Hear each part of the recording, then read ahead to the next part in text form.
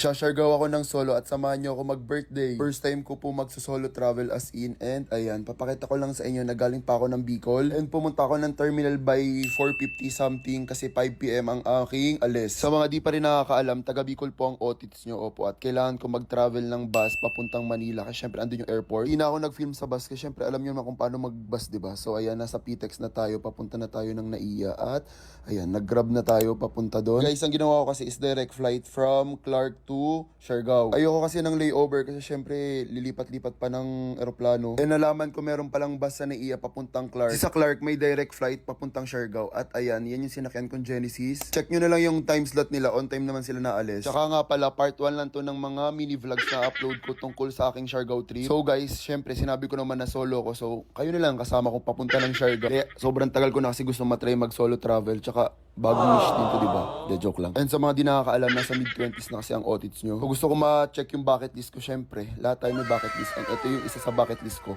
mag-solo travel. And guys, sobrang aga ko pala dumating ng airport kasi yung bus, sobrang aga dumating ng Manila. So, kumain muna ako sa airport at nanood ng series. And guys, medyo kinakabahan ako dyan kasi boarding na. Malamang, first time nga ni, first time. Pero ayun, kailangan natin ma-overcome to. So, kung naghahanap ka ng sign na para mag-solo travel, eto na po yun. Ano po, lumilipad na naman ng isip ko.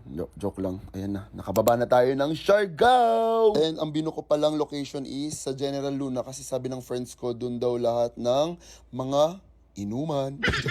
Joke lang. Magagandang spot at kainan sa Siargao. So my first meal in Siargao is sa Spotted Pig, opo. And na-culture shock ako. Walang masyadong rice dito. Parang mas more on foreign food. Ganun. Para kang nasa bansa mo pero nasa ibang bansa. Ang hirap explain. Basta mas marami yung apam kaysa sa Pinoy. Pero yun naman talaga yung point ng pag-travel ko this birthday ko. Makakilala ng new friends. Ayun nga, hindi na bigo. Kasi pumunta ko din sa Coconut View. Pero mali pala yan, guys. Pero watch out nyo na lang yung ibang mini vlogs. Makikita ko mismo yung Coconut View. So, may nakilala pala akong taga-Palestine, siya si Nagam. Ayan. Solo traveler din kasi siya. Oh. And kinagabi may nakilala kami, nag-skateboard at tinuruan kami. Siya si Kiern. Ang galing, diba? Parang wala pa akong one day sa Siargao. May 2 taon na akong nakilala. Last point pa, nakapag-skate ako sa Siargao. Thank you! Happy birthday! Thank you! And inin ko yung night ko nang uminom mag-isa. Isa din kasi yan sa bucket list ko. I met some of you, opo. Tapos, ayun, nagkwentuhan lang din, catch up. Ayun, di ba, tinanong ko sila kung taga-san sila. Sabi nila, taga-dyan lang. At may nakakilala sa aking crew. Tapos, nilagay dyan yung name ko sa screen. So, thank you po. And I end my night with this little cutie boy. This is just a part 1. So, abangan nyo pa yung ibang mini vlogs about this Siargao birthday solo trip.